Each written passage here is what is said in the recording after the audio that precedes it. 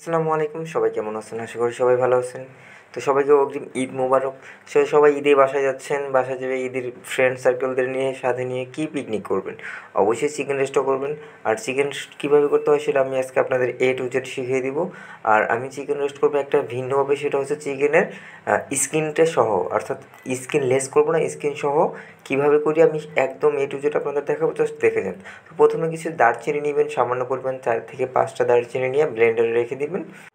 তারপর হচ্ছে লবঙ্গ, আর লবঙ্গটা হচ্ছে 4 থেকে 5 পিস সেম পরিমাণে দিয়ে নেবেন। আর এরপর হচ্ছে সামান্য পরিমাণ জলচি নেবেন, একদম হালকা, যাতে বেশি না হয়। তো এই পরিমাণ মতো নেওয়ার পরে এখানে হালকা পরিমাণে দিতে হবে হচ্ছে এলাচ। এলাচটা দিবেন 4 থেকে 5টা, বেশি দেওয়া যাবে না, তাহলে তো দাঁতের নিচে পড়লে জানেনি কেমন হবে। তারপর হচ্ছে ধনিয়া, আর ধনিয়াটা চাইলে গুঁড়া ইউজ করতে পারেন, যেহেতু আমি ব্লেন্ড করতেছি যার কারণে আনামটা দিয়ে দেখাচ্ছি। তারপর হচ্ছে হোয়াইট পেপার আর ব্ল্যাক পেপার, অর্থাৎ সাদাটার কালারটা সমান পরিমাণ দিয়ে নেবেন, যাতে আর আমার এতটুকু কিন্তু মশলা লাগবে না, জাস্ট ব্লেন্ড করতে হবে বলে আমি বেশিভাবে করে নিচ্ছি, যেহেতু অল্প করা যায় না ব্লেন্ডারে। তো ব্লেন্ড করি দেখেন।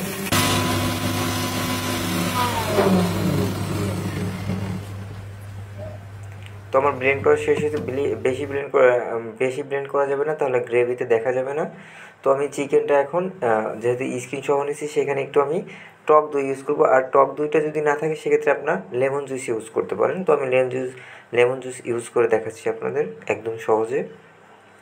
তারপরে এখানে নেবেন হচ্ছে স্বাদ মতো লবণ। আসলে লবণের পরিমাণটা কীভাবে দিবেন সেটা আপনারা নিজেই জানেন, কারণ সবাই সেম পরিমাণে লবণ খায় না। তারপর হচ্ছে যে আমার অর্থাৎ নিজে বানানো যে মশলাটা সেটা দিয়ে নেবেন, অর্থাৎ 1.5 চামচ পরিমাণ মতো। তারপর হচ্ছে আদা বাটা আর রসুন বাটা মিক্সড একসাথে করে 2 চামচ দিয়ে নেবেন। তারপর এভাবে হাত দিয়ে ভালোভাবে মিক্সড করবেন, একদম পুরো চিকেনের সাথে মিক্সড করে রাখতে হবে। আর এটা মিক্সড করার পর মিনিমাম আধা ঘন্টা এটাকে একসাথে রেখে দিতে হবে, অর্থাৎ একসাথে ঢেকে রেখে দিতে হবে মিনিমাম আধা ঘন্টা। আর আপনারা যদি একটু কালার দিতে চান সেক্ষেত্রে একটু হলুদের গুঁড়া ইউজ করতে পারেন। আর ভুলেও কেউ মরিচের গুঁড়া ইউজ করবে না, তাহলে কিন্তু লাল হয়ে যাবে।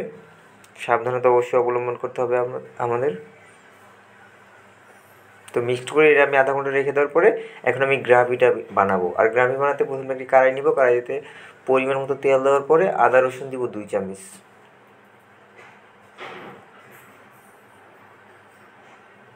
বা 1 চামচ বাড়িয়ে দিতে পারেন, সেটা আপনার ইচ্ছা। যেহেতু আদা রসুনের একটা ফ্লেভার আসে, সেক্ষেত্রে একটু বাড়িয়ে দিলে সমস্যা হবে না।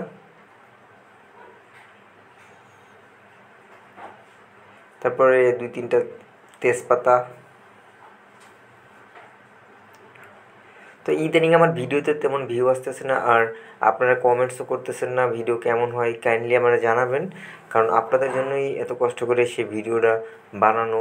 তো আপনারা যদি রেসপন্স না করেন তাহলে কিন্তু আমার আশাটা ভেঙে যাবে।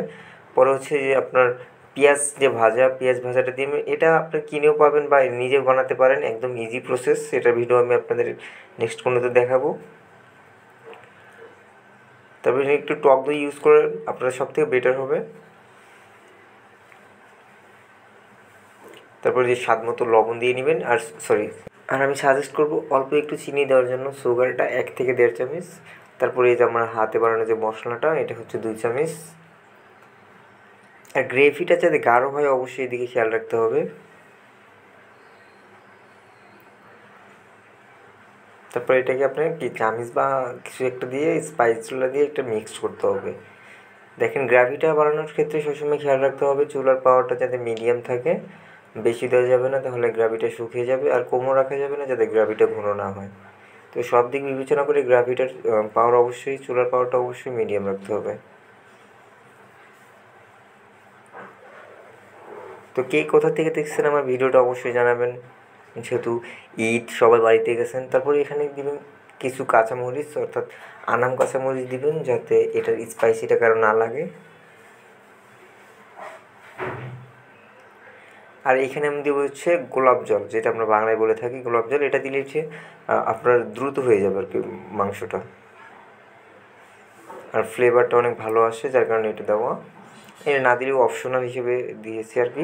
তারপর হচ্ছে আমি চিকেনটা ফ্রাই করব। আর চিকেন ফ্রাই করার জন্য অবশ্যই একটি কড়াই নিতে হবে, আর এখানে পরিমাণ মতো তেল দিতে হবে। আর অবশ্যই যদি দেশি মুরগি হয় সেক্ষেত্রে চুলার পাওয়ারটা একদম ফুল হিটে দিতে হবে, যাতে দ্রুত হয়ে যায়, আর পানি বের হওয়ার আগে যাতে স্কিনটা আর কি আপনার ব্রাউন কালার চলে আসে। আর যদি এক্ষেত্রে আপনি ফার্মের মুরগি ইউজ করেন সেক্ষেত্রে চুলার পাওয়ারটা কম দিতে হবে। সব দিক দিয়ে খেয়াল রেখে আপনারা কাজ করবেন। তো যেহেতু এটা দেশি মুরগি, যার কারণে আমি চুলার পাওয়ারটা একদম হাই হিটে দিয়ে নিয়েছি। আর আমার চিকেনের কালারটা যাতে ব্রাউন কালার আসে এই দিকটা ভালোভাবে খেয়াল রাখতে হবে, যাতে একদম পুড়ে না যায়। আর এপার ওপার করে দিতে হবে, অবশ্যই উল্টে দিতে হবে, এই দিকটাও খেয়াল রাখবেন। দেখেন অলরেডি আমার ব্রাউন কালার চলে আসছে। তারপর আমি আরেকটু হওয়াবো যাতে ভিতরে কাঁচা না থাকে, সেক্ষেত্রে অবশ্যই আমাদের সাবধানতায় অবলম্বন করতে হবে। তো অলরেডি আমার প্রায় হয়ে গেছে, দেখেন কত সুন্দর একটা কালার চলে আসছে, একদম ব্রাউন কালারের মতো। অবশ্যই পোড়া কালারের হাত থেকে দূরে থাকবে যাতে পুড়ে না যায়।